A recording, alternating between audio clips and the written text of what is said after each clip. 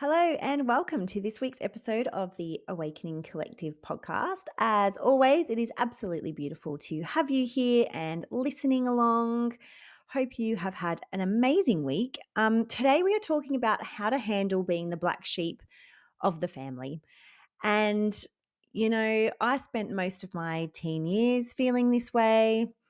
My adult life, I've spent feeling this way because I am. And that's okay. And I accept that and I honor that. And, you know, um, yeah, it's taken me a long time it took this, awakening for me to understand why and what the point of that is, which is why I wanted to share that with you today. Because if you are in your awakening, especially when we hit the first stages, we really do feel that way. We really do feel like that, not just around our friends, but also around our family. But I'm going to talk more in terms of family today, because being the black sheep in the family is not just it's not just something that happens in your awakening. You will have felt like that your entire life around your nuclear family. So awakening just really highlights it and brings it out a lot further, I think, because it actually activates why you are that, why you are the black sheep, and why you are so different to the rest of them. And so that's what I want to really talk about today. So, first of all, how do you know if that's you? And I'm assuming if you saw this heading, you'd be like, that that's you. You talk about it all the time, but I just want to go through sort of a few of the characteristics, let's say, of, that role in the family.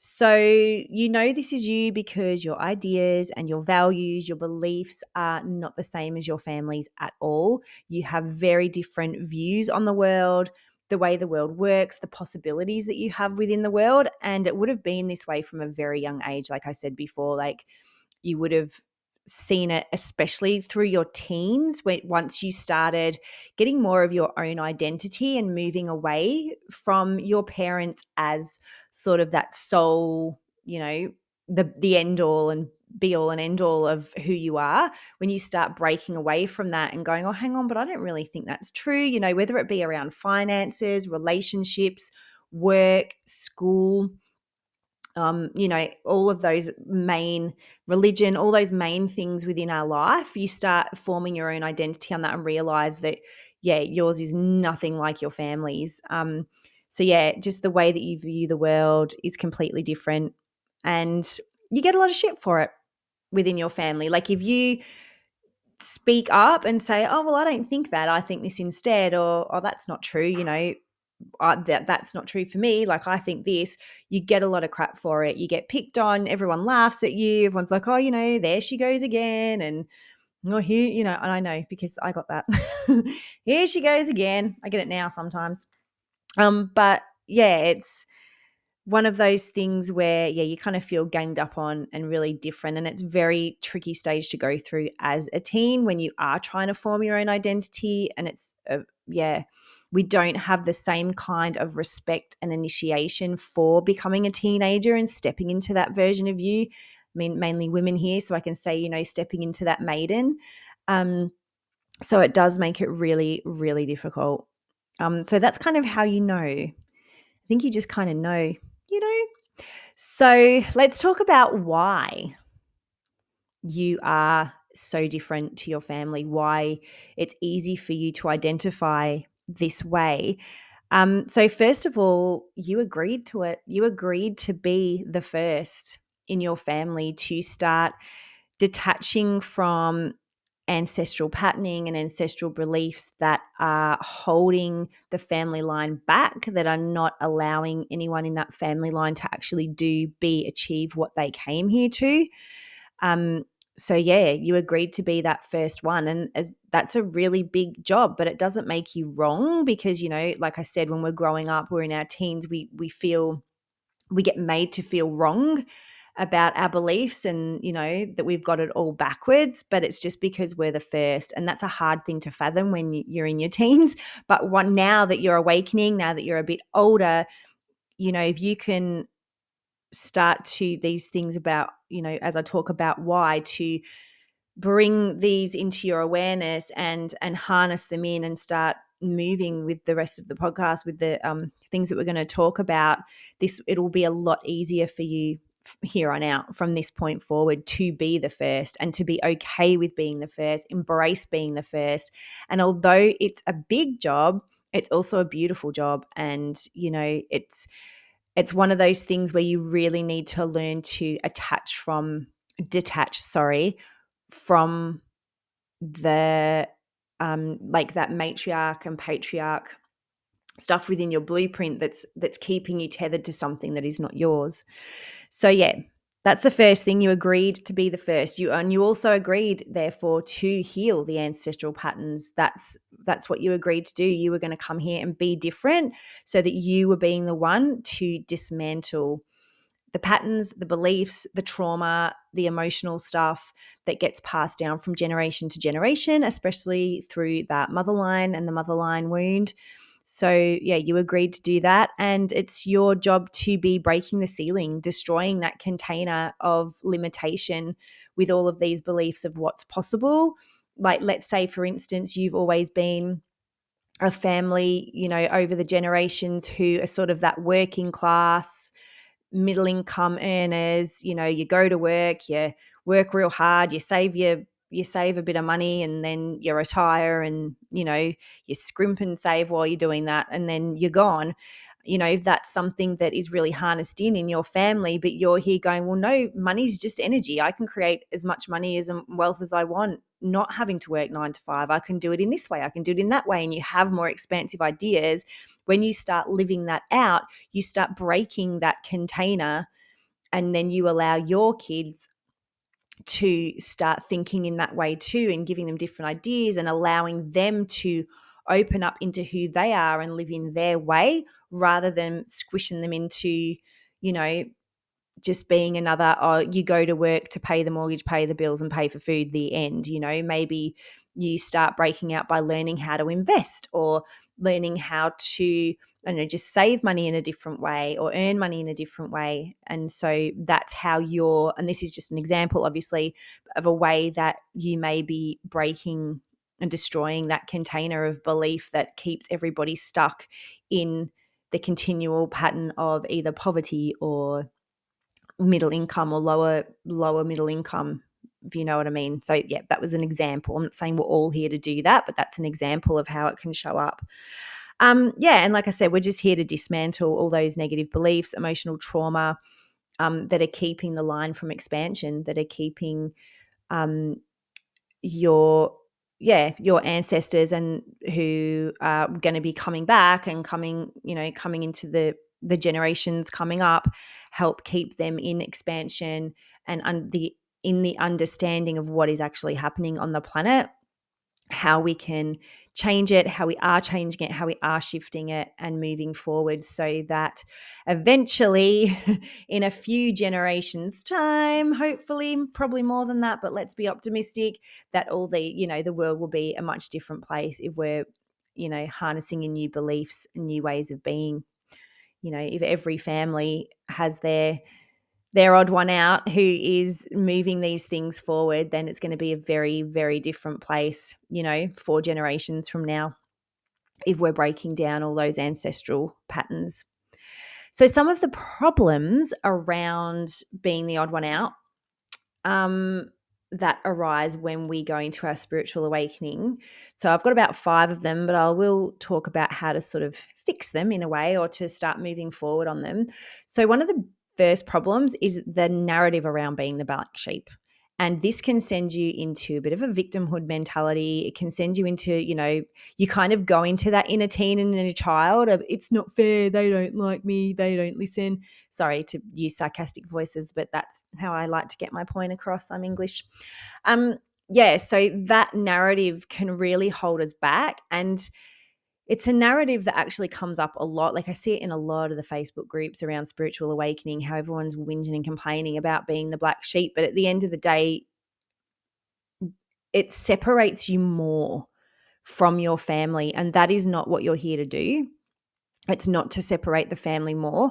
And so when you're really holding on to the identity of being the odd one out, and being different and going, well, I can't be around them. They don't understand me. I can't be around them. Yeah, it's creating more separation. So what we need to do in this is first of all start with you and do your own healing on your inner child and on your inner teen.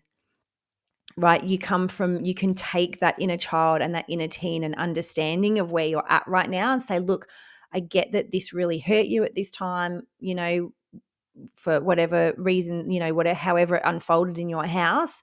But, we've got this, we're older, and like just do that, sending that love and just work with that inner teen so that you stop playing the victim and stop playing the odd one out, and actually from there you can start figuring out a way to hold space for your family when they don't get you, hold space for the fact that they're not on their healing journey at the moment, hold space for the fact that they don't have a grasp of what is happening on the planet and the energetics and the spirituality. You cannot hold space for them in that and love on them and see. Number one, you can't see a lot of the ancestral stuff that needs clearing if you're being in that way. The more that you can hold space for them and see what's underneath what they're doing, the bigger capacity you have to go, okay, well, that's something that needs breaking down that I believe in, that I might need to work on too, because there's some stuff we're going to be different. Like I said at the beginning with ancestral healing.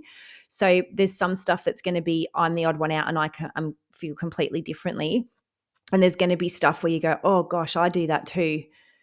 And so it's up to you to actively clear that out in yourself as well as in the line. So, you want to make sure that you're doing your own healing on that. Make sure that you can hold space for them in that, so that when you come together with your family and they do, let's keep taking the financial thing as an example, when they do start talking about, oh, money, and they get that down thing about money and people who have money are horrible and all the things that they might say, you can drop in little nuggets about, maybe somebody who who is a multi-bajillionaire who gave a heap of money to some charity or created this amazing product that helps with something fabulous, you know what I mean? Or, whatever it is, so that you're dropping in things that are like, well, this is why I don't believe this to be 100% true. And then that starts, like I said, dropping in little nuggets of information. But you can't do that if you're still attached to the emotional trauma from your childhood of they don't get me, they don't listen, I'm not good enough. So that's one thing to have a little bit of a think about. And this second one kind of goes along with that. So it's just the fact that you're holding on to that inner child and inner teen wounding, and that's something that you need to clear out. So, you also get attached to the anger and the hurt from all of those times when we're told we're wrong and we're silly. So you really need to step forward and accept your role in the awakening, accept your role as the pattern breaker, and actually start working on your own awakening. Because a lot of people get stuck in the awakening pocket and get stuck in the anger and the hurt and all of those things in the victim mentality of being the odd one out and, in awakening, and don't actually step forward into ascension. And there's a difference between awakening and ascension. And if you're stuck in the awakening pocket and not actually moving forward and start clearing out your stuff to actually harness in the fifth dimensional frequency and harness that into reality, then you're not doing your job. So you need to make the decision to step forward and to start healing the things and start making the change, accepting your role, accepting your awakening, accepting, that you're moving back onto your blueprint of what you came here to do.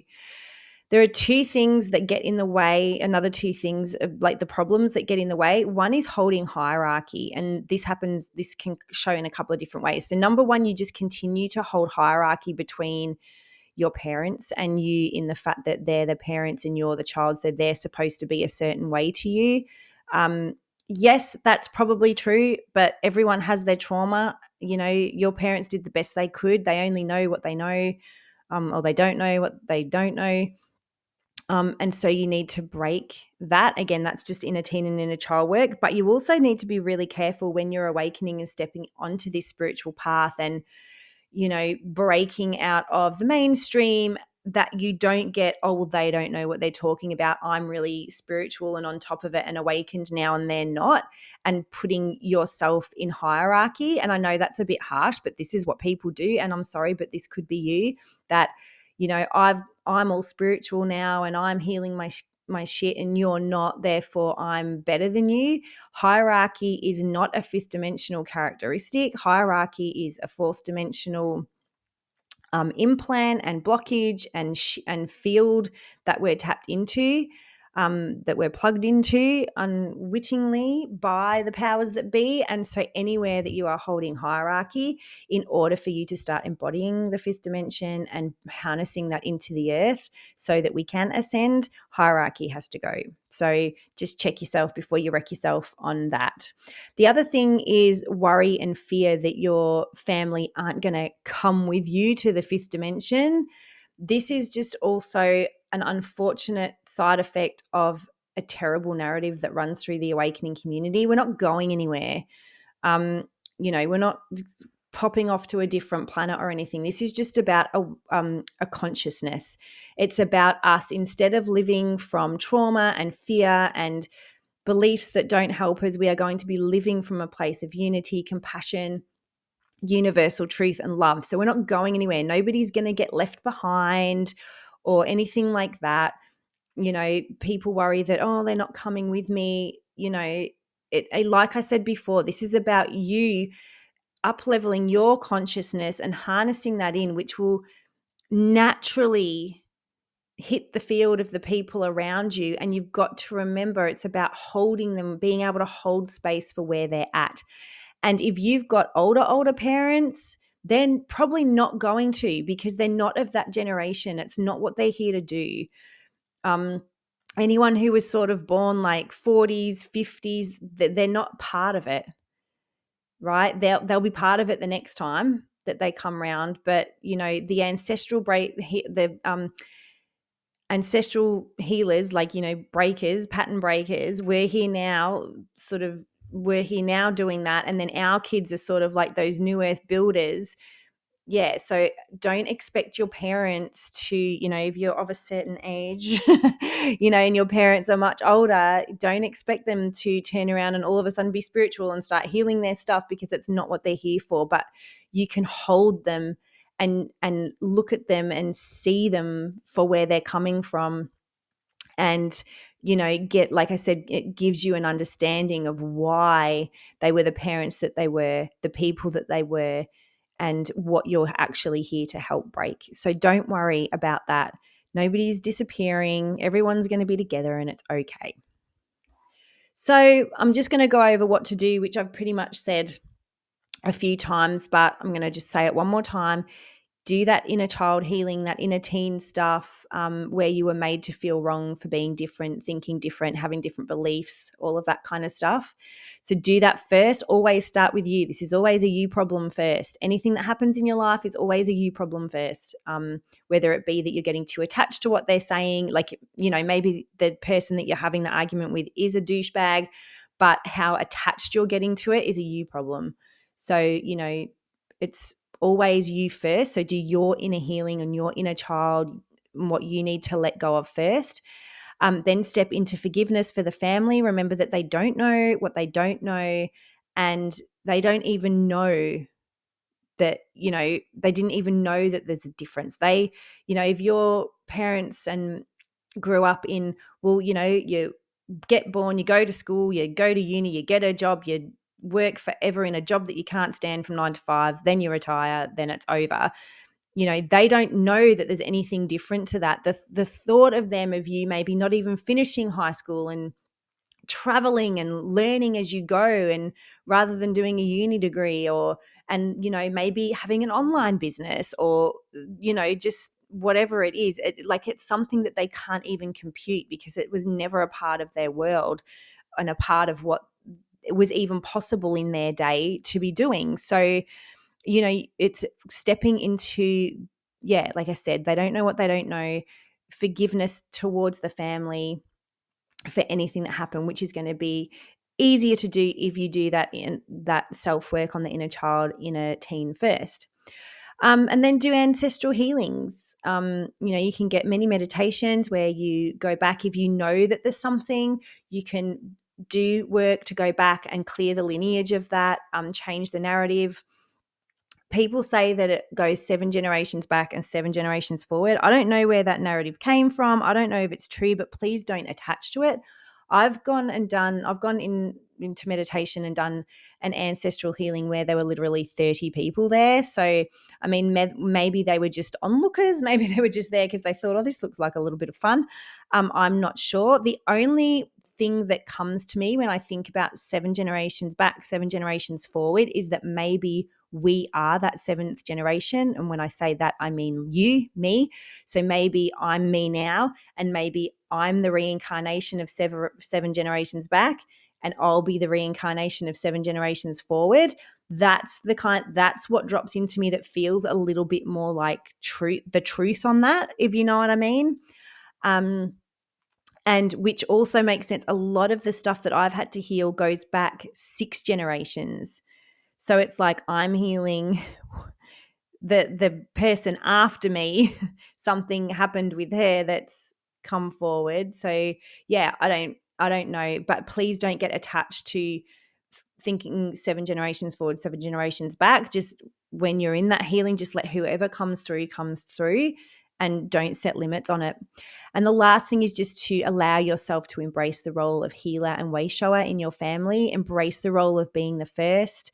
And you don't necessarily have to be doing anything. Just you being who you are is changing what's going on within the family line, because I'll give you myself as an example so you know what I'm talking about. So I'm not a big fan of the education system.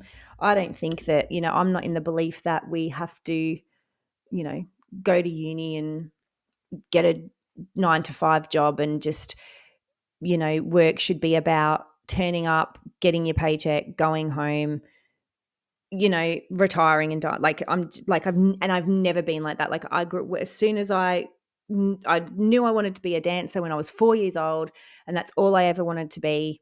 And that's what I did. And my life has never been 9 to 5. I've traveled the world dancing, and it was something that, I think as much as my parents were actually quite supportive in that, like I know that they also thought I was a little bit crazy. But me just doing that and living that out has changed the sort of narrative of the lineage going forward. And so if you're somebody who has decided to pull your kids out of the education system and do homeschooling, which I did that too. I've done all the things that everyone told me I shouldn't. But if you've already changed the narrative just naturally, you've already changed the ideas and what's possible naturally. You don't have to, move forward doing or being or, okay, well, what do I do to heal the line? What do I do to change it? You already do it naturally, more than likely. So, so keep doing what you're doing, because, as long as you're embracing the role, you're not getting yourself bogged down in awakening, and you're actually stepping into ascension. And I do have a podcast on the cycle of ascension and the difference between awakening and ascension, because we don't want to confuse the two. We want to make sure that we are actually moving forward into embodying and embracing the 5th dimensional frequency. So, yeah. That is that. I hope that was helpful, you guys. Let me know. Either get in touch with me via the Instagrams or write a comment here. You can always contact me through the website. But yeah, I know it's tricky. It's a tricky situation to be in, but you can get out of it. And the more that you can start to let all of the annoying childhood emotions go around the anger and the hurt and the sadness, and just actually step into the role that you were given, so that you can actually hold space for your family in where they are. Because what you'll notice is all the things that you're changing and doing differently that they say you are silly over are the things that they're all struggling with, more than likely. So, you can be there to hold space for that and to just drop in little nuggets for them. Anywho, thank you so much for being here. I'm going to I'll drop some links below to Insta and all the things. And yeah, I will talk to you guys again next week. Have a good one. Bye.